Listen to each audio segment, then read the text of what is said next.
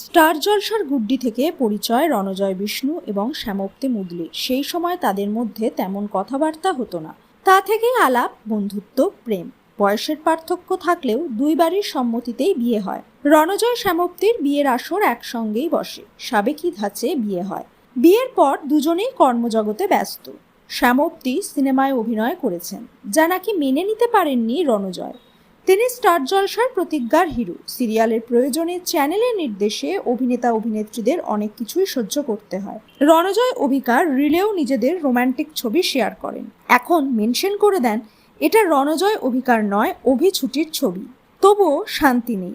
বাস্তবে রণজয় শ্যামপ্তির বৈবাহিক সম্পর্ক তলানিতে। ছাদ আলাদা হয়েছে, বিচ্ছেদ সময়ের অপেক্ষা। যদিও এই বিষয়ে কেউই শিরমোহর দেয়নি। তাদের জীবনে তৃতীয় ব্যক্তি হিসেবে দায়ী করা হয়েছে অভিকাকে। অভিকা রণজয়ের অন্তরঙ্গতাই নাকি মেনে নিতে পাচ্ছেন না শ্যামপ্তি। এছাড়া তাদের অশান্তির মূল কারণ সম্পত্তি, টাকা পয়সা। অভিনেতা এই সব কিছুই নস্যাৎ করে দিয়েছেন। তাদের মাঝে অভিকাকে টেনে আনতেও বারণ করেছেন।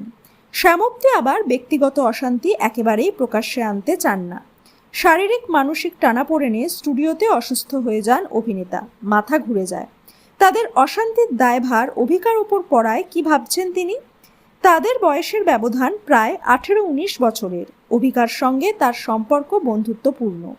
তিনি এগুলোয় কানই দেন না। ইন্ডাস্ট্রিতে অনেক কিছুই রটে। আমাদের রানীর সময়ও অভিকা আর অর্কপ্রভকে জুড়ে দেওয়া হয়েছিল। তিনি এগুলোকে পাত্তা দেন না, তাই কোনো প্রভাবও পড়ে না।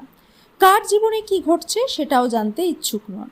সহ অভিনেতার সঙ্গে তার সম্পর্ক ভালো। রণজয়কে ভালো কোয়ার্টিস্ট বলেও দাবি করেন। তাদের বিয়ের সময় প্রতিজ্ঞার কাজ সবে আরম্ভ হয়েছিল। পুরো টিমের সঙ্গে বিয়েবাড়ি গেছিলেন। কবজি ডুবিয়ে খাওয়া দাওয়াও করেছেন। বিচ্ছেদের গুঞ্জনের মধ্যে শ্যামপ্তি লেখেন, যার যার নাম নেওয়ার দরকার ছিল বা যা বলার প্রয়োজন ছিল সেগুলো কি সব শেষ হয়েছে? এখন এসবের থেকে একটু বিরতি নেওয়া যায় কি? দয়া করে থামুন। তার পোস্ট ঘিরেও রহস্য বেড়েছে। তবে ইন্ডাস্ট্রিতে যা রটে তা কিছুটা ঘটেই। অভিকা, রণজয় এবং শ্যামপ্তির সম্পর্ক ভবিষ্যতে কোন দিকে মোড় নেয় তা জানার অপেক্ষায় দর্শকরা।